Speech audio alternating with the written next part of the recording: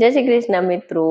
આજે છે 11મી જૂન. તો 11 તારીખે હું દર મહિનાની બતાવું છું મારો પેલો બ્લુ ડ્રેસ જે મને પહેલે દિવસે ચડતો નહોતો. તો ચાલો હું તમને અત્યાર સુધીના બધા જ મહિનાની પ્રોગ્રેસ શું રહી છે એ બતાવું. એટલે લાઈનમાં જોવો તો તમને એક આઈડિયા આવે. તો 11મી ફેબ્રુઆરીથી 11 માર્ચ 11 એપ્રિલ બધાનું બતાવી દો. બરોબર છે? ચલો આપણે ઝલક જોઈ લઈએ જલ્દી. આ ડ્રેસ તો ચડતો જ નથી, હાથી નીચે નથી થતા, આવું થાય છે. અને પેન્ટ તો અહીંયાથી જ નથી ચડતું, એટલે દાંતના કાઢતા કોઈ. હવે આને આપણે ફિટ બેસે ને એવું થવું છે. થઈ જાય એનું અલગ આપણું. હાલ બદલાવી આમ તો શ્વાસ નથી લેવાતો બાપા.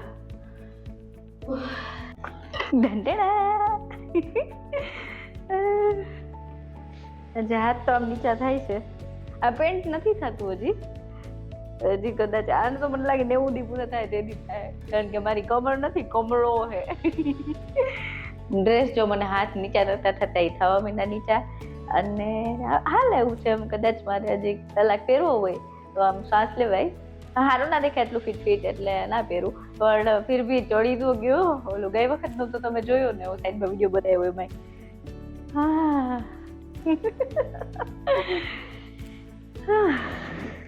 હજી તો આપણું પેટ વેટ છે, તારું પડશે. કમરે છે, દાંતના કાઢતા કોઈ જો આજે પેટ થોડુંક પતાળમાં વયું ગયું છે. અને ડ્રેસ પણ ગયા વખત કરતા ઢીલો લાગે છે. પેલા ગયા વખતે હું જેમ કહેતી હતી ને કે એમ કલાક પહેરવું હોય તો હાલે એવું છે, એટલું પ્રોબ્લેમ નથી. પણ આજે તો મને એવું કમ્ફર્ટેબલ લાગે છે ફૂલ, કે અને હવે હું કલાક નહીં પણ આખો દિવસ પણ પહેરી શકું એમ. કેટલી ખુશ છું. અને આ પેન્ટ તો મને એમાં 90 દિવસ પૂરા થાય ને તેથી થાય, ત્યાં સુધી ચડશે જ નહીં. કારણ કે પહેલા દિવસ તો મને અહીંથી જ નતું ચડતું. અને ચડી તો ગયું છે, પણ મારે નીચે બેસવું હોય ને તો મને કમ્ફર્ટેબલ નથી. હજી નીચે નથી બેસાય એવું, ઊભી હોય તો હાલ એવું છે.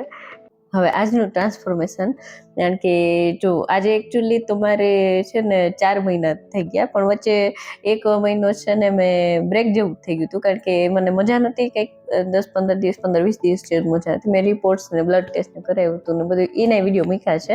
અને મને છે ને મેં ઘરે મહેમાન પણ આવી ગયા હતા, વેકેશન હતું એટલે 1 મહિનો તો મારો મહેમાન વાળો ગયો. તો ત્યારે હું વેટ લોસ જર્ની તો કરતી જ હતી ને.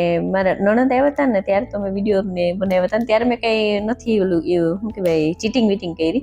પણ મારા મામાજીને લોકો આવ્યા હતા ને, એ લોકો 6 જણા હતા. ને એ દરમિયાન મારી તબિયત ખરાબ થઈ ગઈ થોડીક, એટલે ગરમીને બહુ હતી, એમાં બધું થોડુંક ગડબડાઈ ગયું હતું બધું. ડ્રેસનું ફિટિંગ આજે આવું દેખાય છે. 11 ફેબ્રુઆરીએ તો ચડતો જ નહોતો, શ્વાસ નહોતો લેવાતો, તમે જેમ જોયું હમણાં. અને આજે જો આવું ફિટિંગ છે. અહીંયાથી થોડુંક ઢીલું દેખાતું હશે, મને પણ ફીલ થાય છે. અહીંયા માપનું દેખાય છે. અને આમે જે પહેરી હતી લેગિન્સ ઉપર જ પહેરી લીધું. હવે આની ચોયણી ઉપર પહેરીને બતાવું. આનું જે પેન્ટ છે ચડતું નહોતું ને એની ઉપર બતાવું, કે જે લાસ્ટ ટાઈમ મને ચડી ગયું હતું પણ બેસવામાં આમ નીચે પલોઠી વાળીને બેસાતું નહોતું. પલોઠી વાળીને તો લગભગ આજે નહીં બેસાય, પણ પલંગ ઉપર કદાચ બેસી શકાશે, મને એવું લાગે છે. તો ચલો હું એ બતાવું.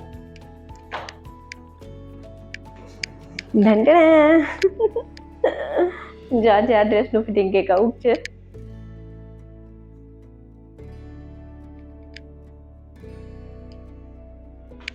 અહીંયાથી થોડુંક લૂઝ થયું છે, જે હતું એનાથી જોઈન્ટ પાછળ તમને ફીલ થાય, વળતા હે, દેખા હે.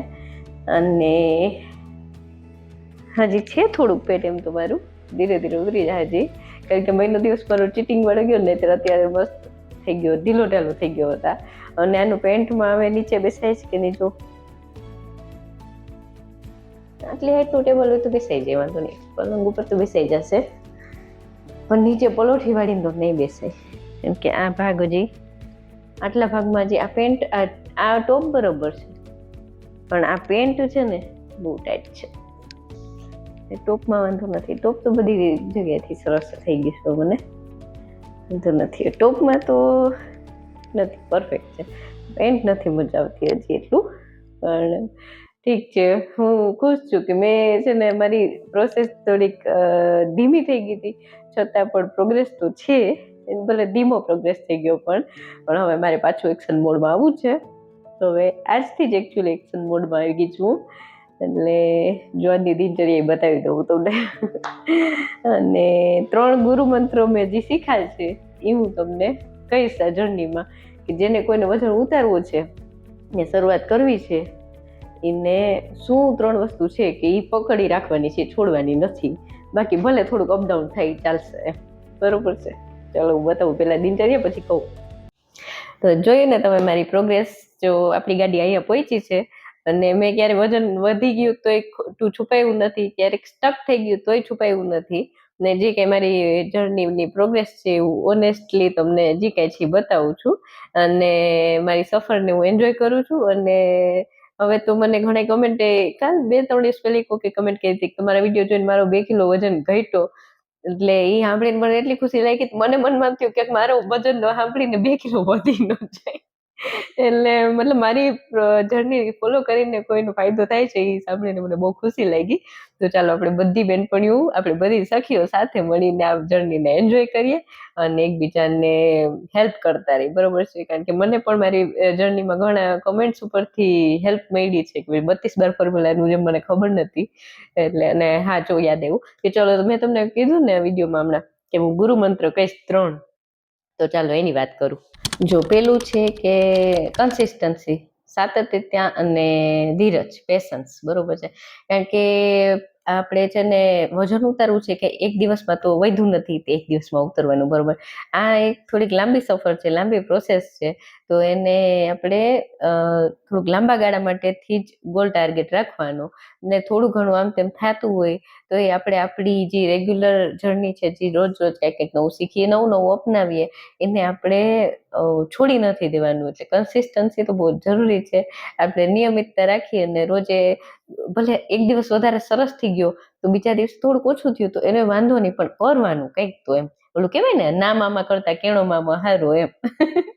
એટલે એમ આપણે ચોકી નથી જવાનું પૂરેપૂરું, પણ થોડુંક અટકી જાય તો રૂકીને પાછું સ્ટાર્ટ કરી દેવાનું એમ. એટલે કન્સિસ્ટન્સી તો બહુ જરૂરી છે. બીજું છે કેલેરી ડેફિસિટ. જો કેલેરી ડેફિસિટમાં રહેવા માટે છે ને આપણું BMR ના તે બધું કેટલું ખાવાથી કેટલી કેલેરી આપણી હાઇટ પ્રમાણે, બોડી વેટ પ્રમાણે બધું કેલેરી ડેફિસિટમાં રહેવા માટે આપણે કેટલી કેલેરીની જરૂર છે દિવસ દરમિયાન અને આપણે કેટલી કટોતી કરવી પડશે એ ગણતરીને બધું કરવું પડે. ચલો એ પછીની વાત છે. તમે પેલા કેલેરી ડેફિસિટમાં રહેવા માટે છે ને એવું કંઈ ના કરો ને તોય 32 ફોર્મ્યુલા અપનાવો. કેલેરી ડેફિસિટ માટે બેસ્ટ છે. કારણ કે એમ ઇનડાયરેક્ટલી જોઈને તો 32 ફોર્મ્યુલાથી તમે ખાવાનું સ્ટાર્ટ કરશો ને તો ઓટોમેટિક ખોરાક ઘટી જાય તમારો. કારણ કે આપણે ટાઈમ લઈને ખાઈને, ચાવીને ખાઈને એટલે ઓટોમેટિક આપણે ખાવાનું થોડુંક ઓછું જ ખાઈએ. જાજુ ખાઈ જ ના શકીએ તો ઓટોમેટિક કેલેરી ડેફિસિટમાં આવી જશે. એટલે સાયન્ટિફિક રીતે બીજું કંઈ ન વિચારો ને તો એ પોષણ મૂલ્ય બધી પ્રકારનું મળે ને એવું થાળીમાં લેવાનું, આપણું ઘરનું જ બનાવેલું. કારણ કે મારું તો નિયમ જ છે, નો ઇક્વિપમેન્ટ, નો સપ્લિમેન્ટ, ઓનલી હોમમેડ, બરોબર છે. ત્યાં 32 ફોર્મ્યુલા તો બહુ મસ્ત કામની વસ્તુ છે કેલેરી ડેફિસિટ માટે તો એમ. અને ત્રીજું અને મોસ્ટ ઇમ્પોર્ટન્ટ છે આપણું મનોબળ, મક્કમ મનોબળ. કારણ કે તમે ગમે એ કસરત નક્કી કરી લ્યો, ગમે એ ડાયટ પ્લાન નક્કી કરી લ્યો, કે કોઈ પણ વસ્તુ તમે આમ મનથી આમ ફાઇનલ કરી લ્યો, પણ તમારું મક્કમ મનોબળ ના હોય, તમારું મન ડગમગે તો તમે કંઈ કરવાના નથી. એટલે મનોબળ સૌથી પહેલું પગલું છે આપણું વજન ઉતારવા માટેનું. એક પ્રકારનું અદ્રશ્ય હથિયાર છે આ. તો વજન સ્ટાર્ટિંગમાં તો ફટાફટ ઉતરે, પછી ધીરે ધીરે થોડુંક સ્લો પડી જાય અને ક્યારેક વચ્ચે સ્ટક પણ થઈ જાય. તો આપણે મનોબળ જરાય હલવા દેવાનું નથી.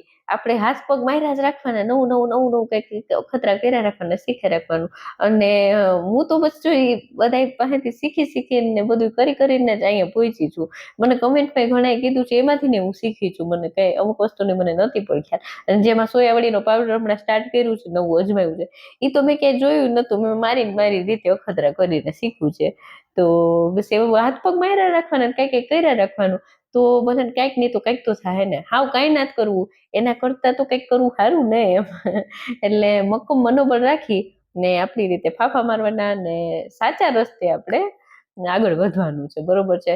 અને મક્કમ મનોબળ રાખવા માટે તમને થોડુંક આમ તેમ થતું હોય તો મારી ચેનલને લાઈક કરી દો, સબસ્ક્રાઇબ કરી દો અને બેલ આઇકન જરૂરથી દબાવજો તો તમને નોટિફિકેશન મળશે અને મારું જે મોટિવેશન રહેશે એ પણ તમારી સાથે શેર થાય, આપણે લોકોની એનર્જી શેર થાય, મને પણ મોટિવેશન મળશે ને તમને પણ મોટિવેશન મળશે, બરોબર છે.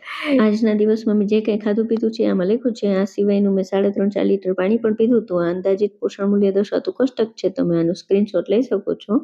અને મેં આજે વોક કર્યું હતું ને સીડી ચડ ઉતર કરી હતી, એક્સરસાઇઝ નથી કરી. ચલો રેડ ક્રોસ માર્ક કરી લઈએ. ચલો આજે છે 11મી જૂન 2026, રેડ ક્રોસ માર્કનું નિશાન, કારણ કે આજનો દિવસ પણ મેં જેવું સોચ્યું તેવો ગયો છે. અને ફરી આવતા મહિનાની 11 તારીખે હું પલોઠી વાળી બેસી શકું તો સારું, એ ટાઈપનું પ્રોગ્રેસ રહે તો સારું, બસ એવી આશા સાથે ફરી પાછા મળી આવતીકાલે રાત્રે 10 વાગે. ત્યાં સુધી ચમકતી ચાંદનીને રજા આપો. જય શ્રી કૃષ્ણ. ખુદની તબિયતનું ધ્યાન રાખજો, પરિવારના બધાનું ધ્યાન રાખજો. ઓકે, બાય, જય શ્રી કૃષ્ણ, ગુડ નાઇટ.